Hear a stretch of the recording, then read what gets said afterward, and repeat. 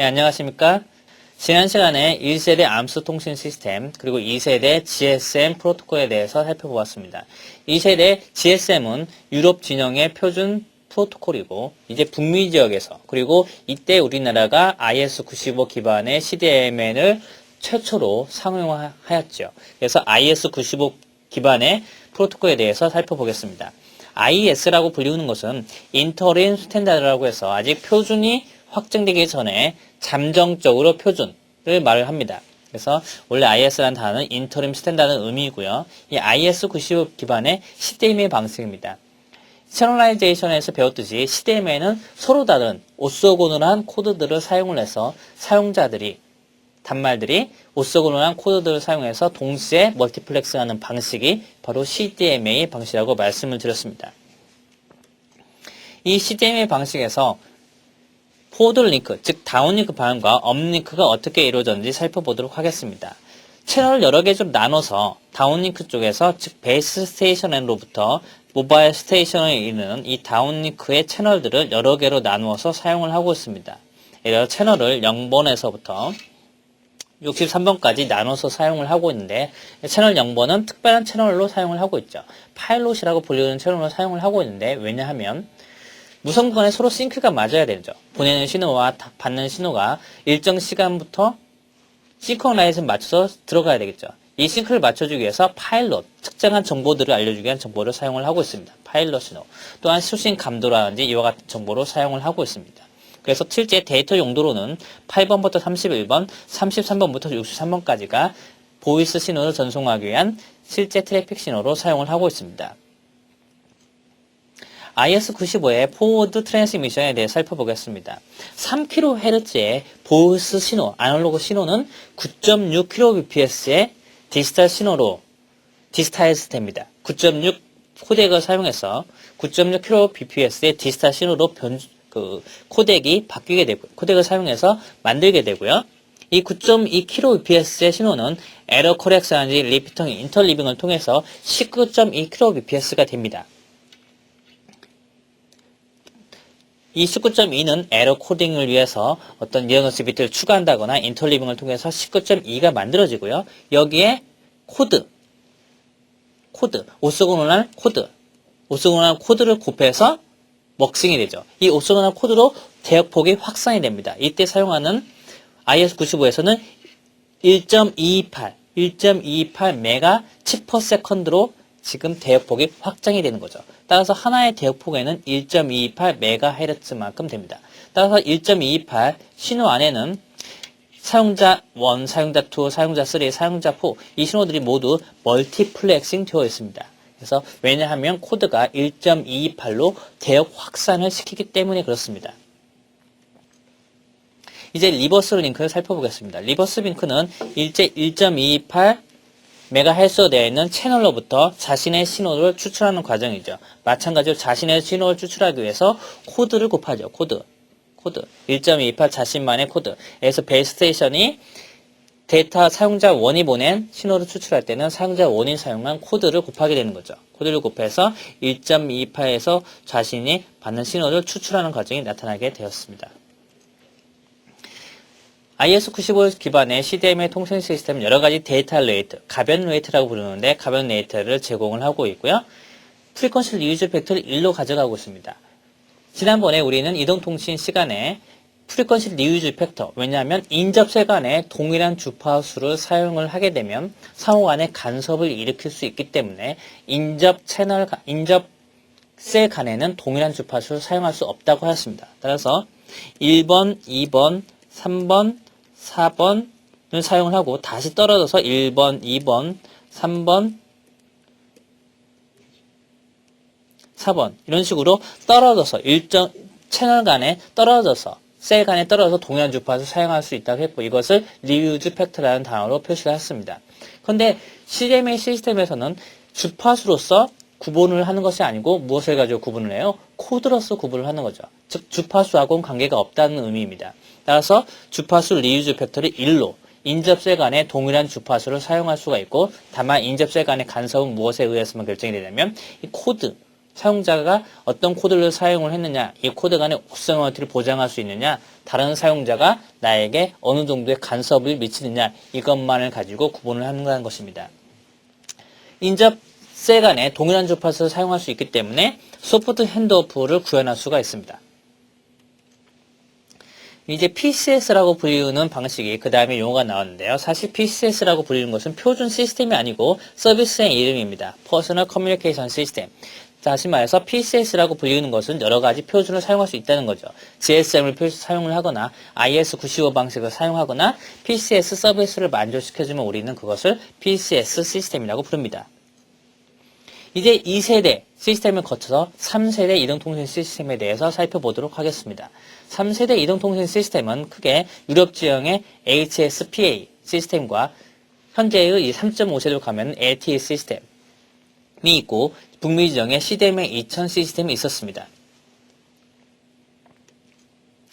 이제 3세대를 넘어서 이 3.5세대 통신 시스템의 진화를 살펴보면 2005년도에 3G 진영의 퀄컴 진영의 북미 진영의 EVTO, 그 다음에 유럽 진영의 WCDM이 나타났고, 그 다음에 3.5세대에 이르러서는 HSPA 시스템, 그 다음에 EVDO, 리비전 A 시스템, 그 다음에 2007년 이후에 들어서는 이제 LTE 시스템, 3.5세대라고 불리는 LTE 시스템이 이제 나타나기 시작했었죠. 그리고 4세대에 가서는 IMT 어드밴스라고 불리는 시스템이 이제 곧 조만간 나타날 것으로 예상이 됩니다.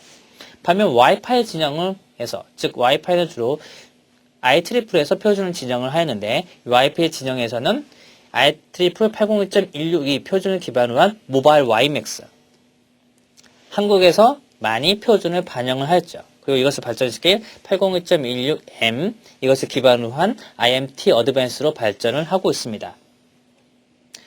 네, 3세대 이동통신은 OFDM이라는 채널라이제이션을 사용하고 있습니다. 그러면 OFDM이 무엇인가를 알기 위해서 우리는 먼저 채널에 대한 성격, 채널 성질에 대해서 이제 보도록 하겠습니다. 채널은 우리가 임펄스 리스폰스를 이와 같이 보냈을 때 와이어러스 채널을 거치게 되면 이게 퍼지게 됩니다. 즉 딜레이 스프레드가 생기는 거죠. 왜냐하면 우리가 보낸 신호는 바로 상대방에게 바로 전달되는 것이 아니라 무선 환경에서는 벽을 맞고 가거나 나무를 맞고 가거나 지나가는 차에 부딪혀서 가거나 이와 같은 멀티패스가 있다는 거죠. 우리가 보낸 신호는 멀티패스 경로에 따라서 수신자에게 도달한다는 것이죠. 따라서 어쩔 때는 신호가 좋아졌다가 어떨 때는 감소가 되는 거죠. 왜냐하면 우리가 보낸 신호의 코사인이 서로 일치하게 되면 신호는 증폭이 되겠지만 우리가 보낸 신호가 서로 정확히 반대가 된다면 신호가 소멸이 되겠죠. 따라서 어쩔 때는 신호가 좋아졌다가 어떨 때는 신호가 감소가 되겠죠. 이것을 우리는 페이딩이라고 부릅니다. 페이딩. 그래서 무선 채널의 특성은 이 페이딩에 의해서 결정이 됩니다. 따라서 우리가 보내는 신호는 이렇게 일정한 레벨이다 할지라도 받는 신호는 프리퀀시 측면에서 이와 같이 페이딩을 겪게 되는 것이죠. 그러면 이 페이딩에 의해서 문제가 발생이 됩니다. 왜냐하면 우리가 보내는 신호가 매우 이렇게 폭이 작을 때에는 겪는 페이딩이 이렇게 플랫하게 페이딩을 겪지만 우리가 보내는 대역폭이 이렇게 넓을 때에는 어쩔 때는 좋아졌다가 어쩔 때는 나빠지게 되는 거죠. 이렇게 어쩔 때는 좋고 어쩔 때는 나쁘게 되는 이와 같은 그림 아래와 같은 시스템에서는 우리가 제대로 데이터를 수신하기 어렵습니다. 왜냐하면 어떤 신호는 좋고 어떤 신호는 안 좋기 때문에 제대로 이 신호를 구별하기 어렵다는 거죠. 이 신호를 구별하는 것이 이퀄라이저를 쓴다고 디지털 통신 시간에 배웠을 겁니다. 즉 이퀄라이저를 구현하기 매우 어렵습니다. 따라서 플랫한 페이딩 환경이면 좋겠는데 문제는 데이터 레이트를 고속으로 하기 위해서는 밴드위스를 많이 사용해야 되는 거죠. 샤논 캐패시티 티어렘에 따르면 C 이퀄 밴드위스 곱하기 2배스 로그 M의 1 플러스 SNR이라고 배웠습니다. 즉 데이터 레이트를 높이기 위해서는 어떻게 해야 돼요?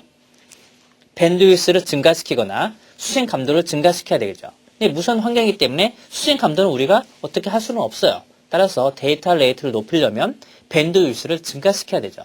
근데 밴드위스를 증가시키려면 프리퀀시 측면에서 대역폭을 많이 사용해야 되는데 대역폭을 많이 사용하려고 보니까 채널 프리퀀시 측면에서 보니까 플랫한 환경이 아니라 멀티패스에 의해서 페이딩이 많이 겪는다는 거죠. 따라서 이것은 이제 어떻게 겪냐면 데이터를 보낼 때 나눠서 보내겠다는 거죠. 우리가 보낼 때 A0, A1, A2, A3, AN-1개 N비트 신호도 이루어진 신호를 봅시다. 이것을 한 번에 보내면 많은 대역폭을 사용해야 되지만 이 데이터를 쪼갠다고 봅니다. 쪼개서 보낸다는 거죠. A1을 보내고 따로 보내고 A1, A2, A3 이런 식으로 따로 보내겠다는 거죠. 그래서 A0를 보낼 때는 프리퀀시 F0를 사용을 하고 A1을 보낼 때는 프리퀀시 F1을 사용을 해서 변조를 하겠다는 거죠. 변조된 신호는 프리퀀시 측면에서 향해서 캐리어 프리퀀시가 오른쪽으로 시프트돼서 이동하는 이와 같은 신호를 얻게 됩니다. 즉, 오리지널 신호의 렉탱귤러 신호는 퓨리어 트랜스폼에 의거해서 캐리어 프리퀀시 곱해지게 되니까 싱크 펑션으로 나오게 되죠. 이 싱크 펑션이 캐리어 프리퀀시가 1000이가 되니까 캐리어 시간에 따라서 이와 같이 그 프리퀀시 측면에서 1000이가 된 형식으로 나타나게 되는 거죠. 이걸 확대해서 보도록 할까요? 확대해서 보면 이와 같이 싱크 펑션이 오른쪽으로 시프트 돼서 나타나는 형식으로 보내겠다는 겁니다. 이때 사용하는 캐리어 프리퀀시 F0, F1, F2 이와 같은 것은 우리가 A0라는 비트 신호를 보낼 때, A1이라는 비트 신호를 보낼 때, A2라는 비트 신호를 보낼 때 사용하는 캐리어 프리퀀시가 됩니다. 이 신호를 잘 보면 우리가 여러 개의 신호를 여러 N비트로 이루어진 신호를 N개의 캐리어 프리퀀시로 나눠서 보내는 거기 때문에 우리가 보내는 하나의 신호, 하나의 N번째 서브 캐리어에서 보내는 신호는 BN은 1 아니면 0이 되겠죠. 곱하기 익스포넨셜 텀, 이 FN이 N번째 비트를 보내는 캐리어 프리퀀시가 됩니다. 여러 개의 캐리어 신호를 중첩해서 한 번에 보내기 때문에 ST는 서메이션, N비트를 서메이션 한 것이 되겠죠. N비트를 서메이션 한 거니까 이와 같이 단순히 서메이션 BN 곱하기 익스포넨셜 텀으로 표현을 할 수가 있습니다. 그럼 여기서 우리는 원래 신호는 N비트로 이루어져 있죠. N비트로 이루어져 있죠. N비트. 그럼 하나의 A0, A1이 차지하는 심벌 타임은 전체 시간 T를 개수 N으로 나눈 것이라고 표시할 수 있을 겁니다. 그럼 프리퀀시를 어떻게 선택을 하냐면 전체 프리퀀시는 전체 N개를 라지 T 시간으로 나눈 걸로 프리퀀시를 선택을 하였습니다.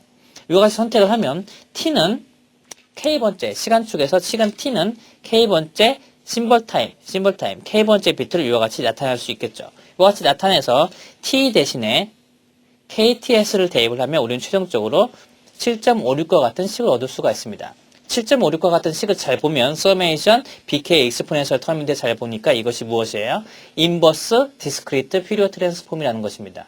따라서 OFDM 멀티 캐리어 시스템에서는 데이터 레이트를 높이기 위해서 봤더니 밴드위스를 많이 사용해야 되니까 이렇게 보내지 말고 데이터들을 쪼개서 나눠서 서로 다른 프리퀀시를 사용을 해서 보내겠다. 이것이 멀티 캐리어 시스템 OFDM의 특징인데 이렇게 하려고 봤더니 송신단이 바로 무엇이 돼요? 인버스 퓨리어 트랜스폼이 된다는 인버스 디스크리트 퓨리어 트랜스폼이 된다는 것이죠.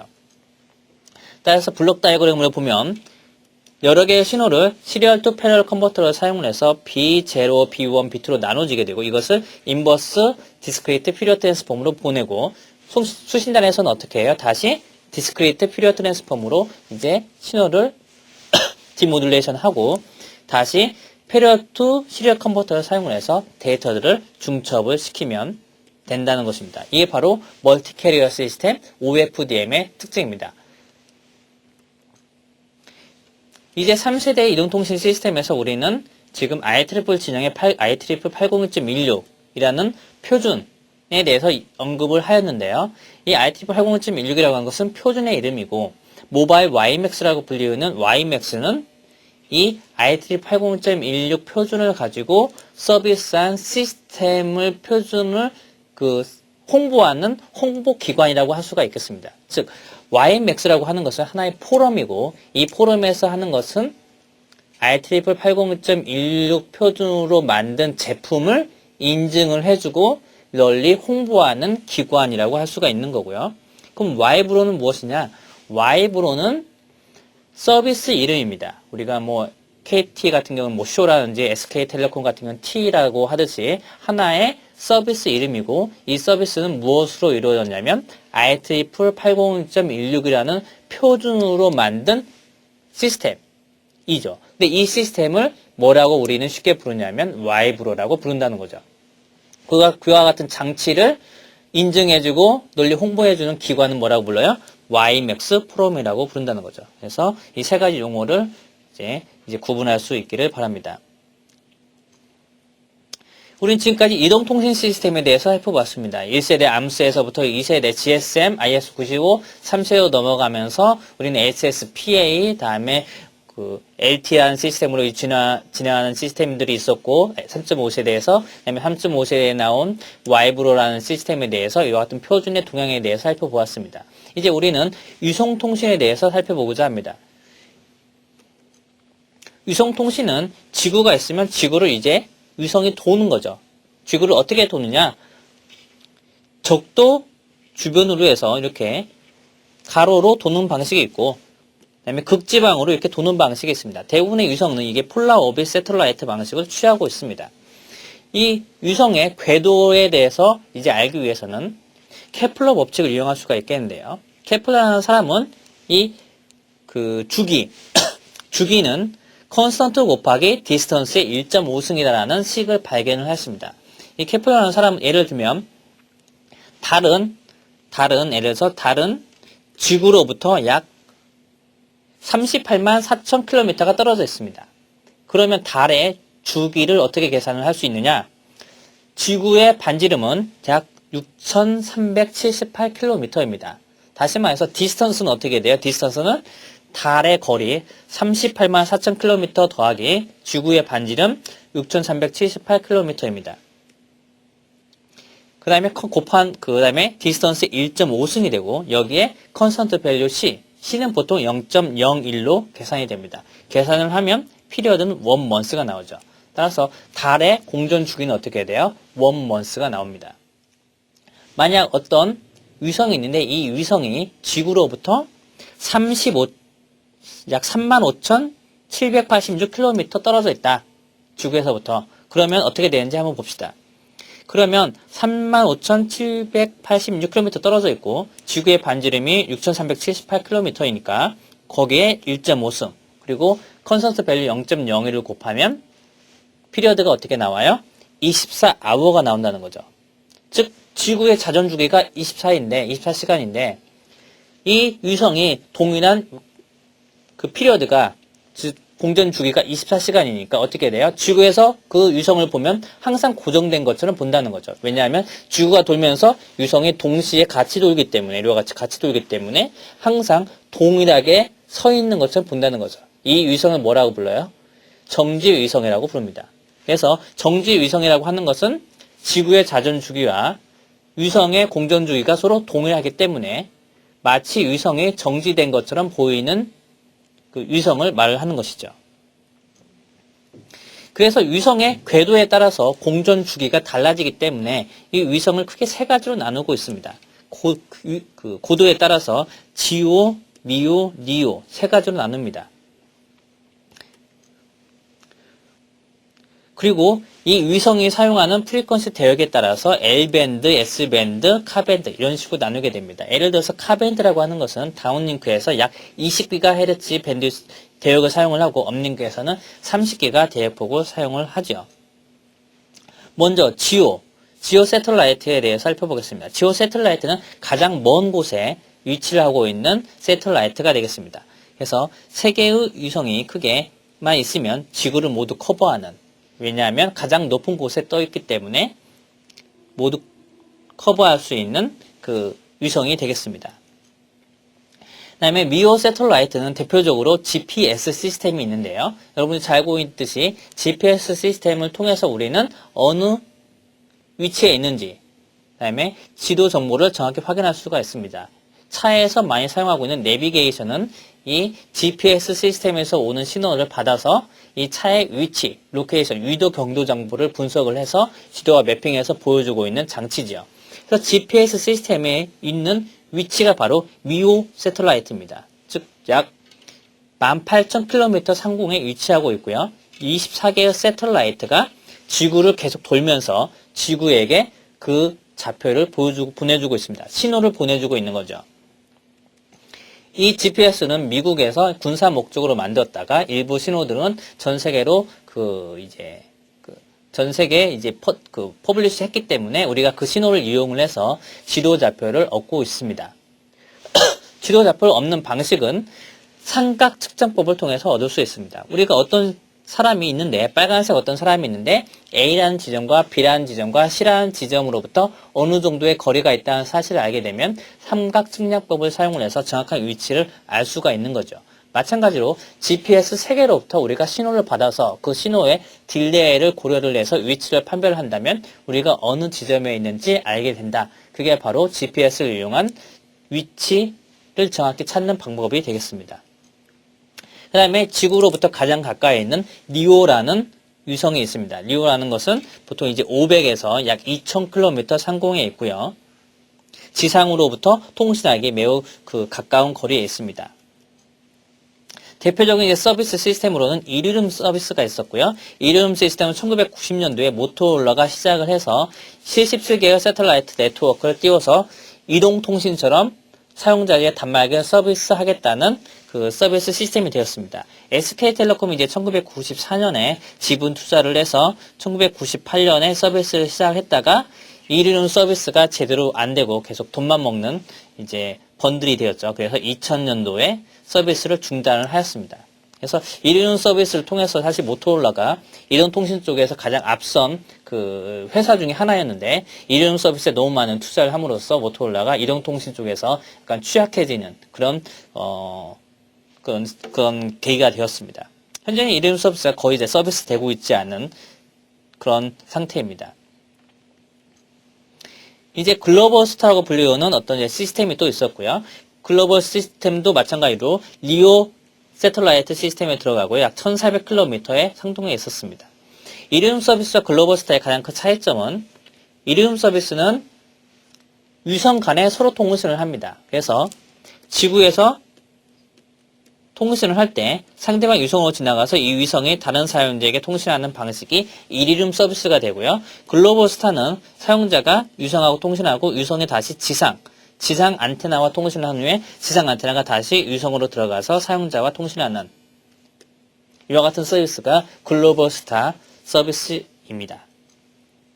그 다음에 이제 빌 게이츠하고 크레이크 맥코라는 사람이 시작한 텔레데식이라는 위성 서비스가 있었습니다. 이 위성 서비스는 지구상에 288개 아주 많은 숫자인 거죠. 이 많은 숫자를 다 올려서 이 위성을 통해서 전 세계를 멀티미디어 서비스, 인터넷 서비스를 제공하겠다라는 서비스입니다. 우리는 지금까지 이동통신 시스템과 그리고 유성통신 시스템, 유성통신 시스템에서는 리오, 미오, 지오라고 불리우는 의도에 따라서 인공위성들을 어떻게 배치하고 가까이 이동통신을 대비한 어떤 서비스에 대해서 살펴보았습니다.